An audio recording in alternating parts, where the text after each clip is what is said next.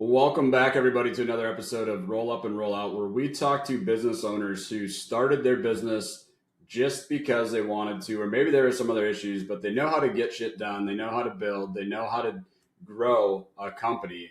And today we actually have the pleasure of being on with Chase Hennessey, the owner of Home and Grounds. Chase, welcome to the show. What got you into the business? And tell me a little bit about your background. Thank you for having me.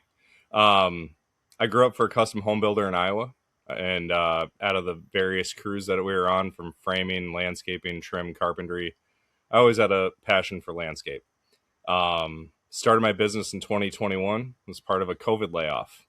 Was working commercial architecture on the construction admin side. So going on site, meeting with the team in the field, relaying things back to the office, and so when COVID happened, was part of the layoff.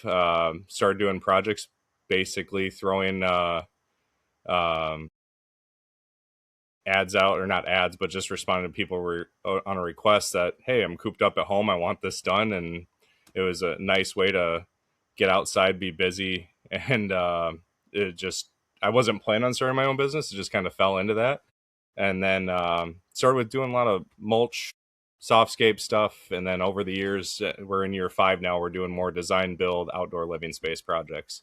So our business has evolved year by year. Teams grown, projects have grown. So Okay. And if you don't mind sharing, like what kind of revenue are you guys at right now going into you said fifth year, right? yeah, we're in that 500 to 750 mark Okay.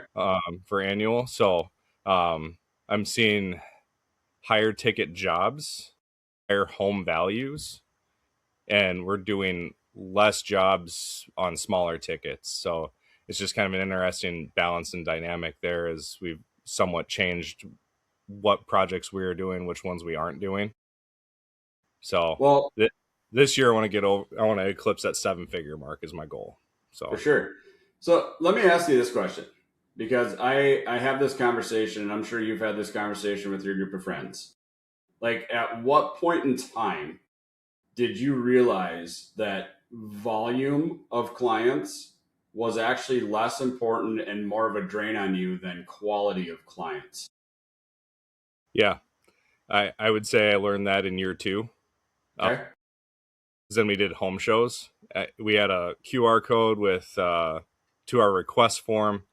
Was excited to be at these home shows. I lined up 3 of them, 3 weekends back to back.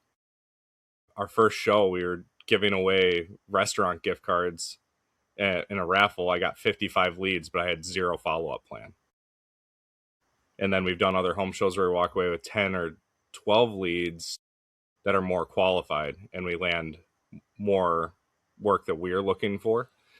So it just kind of depends. In those home shows, you never know what people are coming to. Some of them come really prepared with photos. Some people come with house plans. Some people are like, what does something like this cost? Like, they have no idea. It's always interesting. It's a great way to get involved in the community too, by doing those home shows. Sure. And I mean, let's take that even a little bit deeper, right? To like the quality of client, right? Like, one of the things you said was you started to work in areas where houses were a little bit more high value, working with people with higher net worth. And this isn't to say that anybody outside of that is a bad client. However, I've worked with plenty of contractors across the US. There is a line that exists of, man, these clients are really worth my time. They come, they understand what we're doing, they pay, they don't balk at pricing, they don't ask a lot of questions, they don't just completely not pay, right? Versus I keep grabbing these clients because I feel like I have to, but man, it seems like every time I'm at their house, it's another changeover, it's another thing, it's this, it's that, and they're fighting me over price. And finally, I costed my job out and I lost a lot of money. Like, there there's that we have to be mindful about too. Like, have you started to see that shift with some of the stuff that you're going into now for yourselves, where you're like, man, I could handle like 15 less of these a month and I'd be just fine because I can deal with them happily? Yeah. I think the design aspect that we brought in, um, 3 years ago, I had a really cool design project, and I had one coming up that I needed it because an HOA was in. Um, and I was just going to do kind of a sketch up or napkin sketch and give him some photo representation. And I called the guy that his design came across my desk to bid, and I was like, "Wow, you've got everything dialed in." And I found out it was very accurate too. But he gave a night lap and a video. There's people walking through it too, so people can see concept to scale. Are things positioned right? Getting that vision, knowing what people are gonna get, not only what's it gonna look like, how's it gonna flow, or what's it gonna look like out a window, major viewpoint of the house. So bringing that in, setting expectations, being able to dial in materials, but then through that process, we really get to know our clientele too. This is a project that's going to move forward into construction, or maybe this is one that we're going to phase. Or we've also brought in some larger financing options as well as our job tickets have increased. For So sure. bringing in the design element has been huge to help with that part of it. And that wasn't even my strategy, bringing design in from the get go, but that's a nice byproduct that's come out of it. As a homeowner myself, the more emotionally attached I can get to a project, the more likely I am to go forward with it. And I tell that to people we talk to all the time. I'm like, how can you bring this to life for your clients so that they can feel, see, and envision themselves enjoying that space, enjoying that project, enjoying whatever that looks like, right? Because then their propensity to buy goes up even more. Um, let's right. So you're a growing company. You've been scaling. You made some changes over the last like 5 years. Like, what are some of the most valuable lessons that you either paid somebody to teach you, or you learned the old school hard knocks kind of way and were like, okay, we can't do that anymore, that kind of helped you build a foundation to be able to jump to this next level where we're going to try to push for over 7 figures this year? Yeah, in my first year, I did like a double patio fire pit. One was like a dining space, one was a seat wall. Bid it out, and one of my vendors came on site and he's like, "So where's your pricing at on this?" Because he knew I was new in the business. And I told him, he's like, "Man, you're giving these guys better than the friend and family discount." So sometimes you learn, and I thought I was making good money on it for my first year in business. It turned out to be a very nice project, but realized that I was doing it for less than the 50% discount on there. So collaborating with people in the industry. Like, usually you see other guys that do landscape or concrete or whatever, and like, that's my competition. Over the past 2 years in these off-season trainings, I actually get in people's numbers, talking shop. What do you specialize in? What don't you like to do? How can we collaborate and do jobs together? Mm. So my niche would be the design to build, which I could bring in a lot of different niches like water features, tree planting. Like, we can do a lot of this, but this next year I want to bring people in that can help us do more production. Maybe I'm subbing some stuff out, like the mulch, rock, and plants, the final clean, bring in a crew that does soft washing, pressure washing, give that white glove feel on a project. Because in the past, I've had my hands on every single facet of the business, from sales, bidding, you know, the beginning inquiry stuff, all the way through construction, final clean, and then doing the follow up. So, and I'm bringing in a couple guys this year to be more of a foreman PM role. So then I could focus on getting the excavation right or selling jobs, client satisfaction. So, Yep. Yeah, it's funny. I just made a Facebook post about this today because, I was kind of chuckling about my own situation where I was like, oh, I'm going to roll out a big rebrand and I'm going to bring back my podcast and I'm going to revamp my CRM and I'm going to do this. And then I was just sitting there last night and I was like, I bit off way more than I should chew. I should just go back and flip some burgers or maybe jump on the garbage truck when it goes by today and run the route with them. Just like, what was I doing? But like, for you, right, you're kind of right in that size where you still have all of the hats. And I'm really glad you brought up the collaboration part, because I do think that, collaboration with people that can actually elevate you as a whole, right, that align with your company and your values. Like, I love the coming and bringing a power washing company in to clean up and get things and have that all prepped and ready, right? That is actually a really good way for owners that are trying to get to that next level to be able to delegate some of those duties off to somebody that's already set up to run them and not have to go and try to figure this stuff out. I think so often we just like owners just jump into like, oh, I got to go buy a whole power washing machine and I've got to go this. The next thing they know, they're in a ton of extra debt that they didn't need to be into, trying to do things they're not familiar with when literally they could have just called the guy down the road that's been doing it for the last 7 years, right? Like, talk about kind of that aspect and how that's been able to allow you to focus more on yourself and your guys' strength versus worrying about everything else. Yeah, it was finding our team strengths, what projects my guys like to do. Like rock removal is one that after we do one, my guys like, let's not do this one again. Like hopefully we have a mulch job after this to lighten the load. But as I've grown, we've found other businesses in the area, leveraging networking groups, BNIs, Network in Action, a lot of these different ways to meet other business owners. And through those relationships, you find people that, hey, I know a guy you need to have a conversation with. So that's kind of how I've found my best referrals for stuff like that.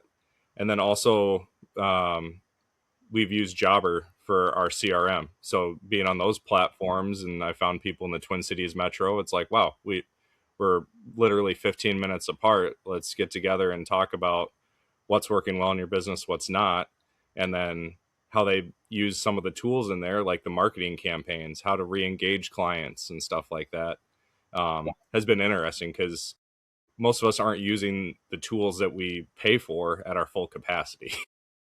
Right. Well, I mean, you get it's kind of one of those things where it's like you guys are skilled at what you're skilled at, right? Like, but on the same token, I wouldn't expect someone like yourself to have know all the ins and outs of the CRM tools, but maybe somebody else that you know has hired somebody that actually has figured that out. You know, that's their strength, that's their passion. But it's those conversations that open up those doors and like what's working for you. And you know, sometimes it is okay to say that you do have some competition because I do think we do have competition in general. But and healthy competition is good because I think it keeps us all honest, right? But also it's understanding like where are my weaknesses. This guy really isn't competition. He's actually going to be an asset to me to bring this company in and have him do this, and it will alleviate me from these responsibilities so I can focus on these like four things that we're good at. So you've got a crew. How many employees do you guys have currently? Right now, it's just me. Okay. But coming up into our season here, I got three guys coming back there in college. I'm onboarding somebody that's going to be a foreman. I've had a crew up to 12 in the past, mainly high school, college guys. And I found out that was just too much. I spread myself too thin. Was basically doing the logistics side and letting them take care of the install of a lot of rock and mulch and edging. And we weren't doing a ton of patios and walls at the time. Yeah. Um, but then on the sales side, my designer, he's a third party guy right now, but would love to bring him on board because basically any landscape design doing, I'm keeping his funnel full at the capacity he wants. But I think with the design push that we've been doing this off season, um, bringing in somebody that could be kind of a hybrid role to design, sales, client discovery, conversation stuff. Because typically that's also a hat that I got to pull myself out of the field to be in those meetings as well. For sure. So Which is tough, right? I mean, that's a roller coaster because you're out selling, you're out prepping, you're filling your pipeline, then you jump back, you're in working with the guys. Then all of a sudden the pipeline fills, you close a couple jobs, and all of a sudden you're like, oh crap, like I need more work because we're gonna run out real fast. Then I got to figure out what to do with these guys, and I still got to pay them. And so it is a normal roller coaster for owners to kind of go through that. So you guys, it sounds like from what you're saying, you guys are seasonal. So I'm assuming you don't do a whole lot with like wintertime snow removal type of stuff. no, and I don't have a fleet of trucks. I don't have a huge staff in the winter. So the snow industry is not something I'm familiar with. Sure. In the winter to stay busy, we this year we had a good design off season. In years past, I've done interior renovation work. Okay. And this year I actually had to have surgery, so that kind of restricted any remodeling capacity I could have done. It's a sign of getting older. Also, just take better care of yourself along the way too. For sure. So Um, So, kind of talk me through that part of it though, because a lot of the guys that we talk to are also snow removal guys with their fleets and stuff as well. Like when you go into your slow season, knowing that you're going to be probably laying some people off, you have seasonal work, it's design season. Like, what does that prep and planning look like for you, so that you're going in with the right amount of capital coverage, cash reserves built up to kind of get you through the season? And then when you guys are doing the design stuff, like, have you started developing a process for collecting, deposits to kind of keep the coffers full, set stuff aside to prep and plan for the next season, and kind of roll through that? And like, how did that process come about? Because I hear a lot of guys get to this time of year and they're like, I did not plan well at all. yeah, and unfortunately, we're at the mercy of weather. Like we just had, it was supposed to be 15 inches of snow. We probably had 8 here in the Twin Cities this past weekend. But before that, it was green grass. So we had a lot of inquiries in February, which typically don't happen until March or whatever. So it's kind of weather dependent, ebbs and flows. But I did have a couple good guys last year in my season that weren't college guys, and just said, "Hey, when we're done with this job for the year, I got we're not doing any production work over the winter, so look for something over the winter." And unfortunately, they both found jobs that they said, "Hey, I can get on top of pay some school reimbursement, or there's things that I can't offer as a small business owner." um, like these bigger companies that they went and work for. Granted, they said, yes, it's a boring job. I'm working in a factory, but I'm making pretty decent pay. I'm not outside in 105-degree heat and getting chased away from this area by bees or, just different things that happen on the job sites. But um, that's where uh, the guys that we do have coming back, they've been with me for over 3 years. So I'm really excited about that, which last year I had to hire on a lot of guys or a couple new guys to fill voids and train them. And that's a constant wheel of, do you train them, then they leave, maybe they start their own thing, they move to something different. So that's just the double-edged sword of being in construction, and you can't avoid it, unfortunately. Um, but I think this year with design, we are doing a big push for design where we haven't given the design deposit back. So we do a $2,500 design fee for your project. This could be your whole property. But then when we do the construction, I'm providing a credit. Typically, I've kept those projects entirely separate because not everybody moves into construction. Maybe it's down the road. Maybe they just change their mind. Life happens. I would say 80% of them over the past 3 years have moved to some sort of project, whether it's a part or all of what we designed. But yeah, there's just a few that the conversation doesn't continue. So that's keeping that full. Also moves it to bidding pretty quick. On talking materials and quantities, effective use of materials, because a lot of our stuff comes by tonnage and weight, and then also square footage on pallets, so we can kind of effectively use materials so we're not stuck with 3/4 of a full pallet leaving the job. So we can try to cater design that way. And being budget conscious, like that's a big pushback we're getting on, what is this going to cost. It's almost like a chicken or the egg scenario. Until we have a design, I can't effectively bid it, but at least talk about fire pit patios, outdoor kitchens. Like, here's a rough estimation of where these projects start, Yep. and then the variables of what the materials may be. Um, so it's one of those that we're really trying to dial that in, make that a better process. And it's also collaborative with the homeowner. It's not we present the design and then take it or leave it. For sure. We'll go through revisions until we get it right. And one of my first jobs, a homeowner hired the pool company. I recommended a designer, then I bid it off his design. The pool company dug the hole.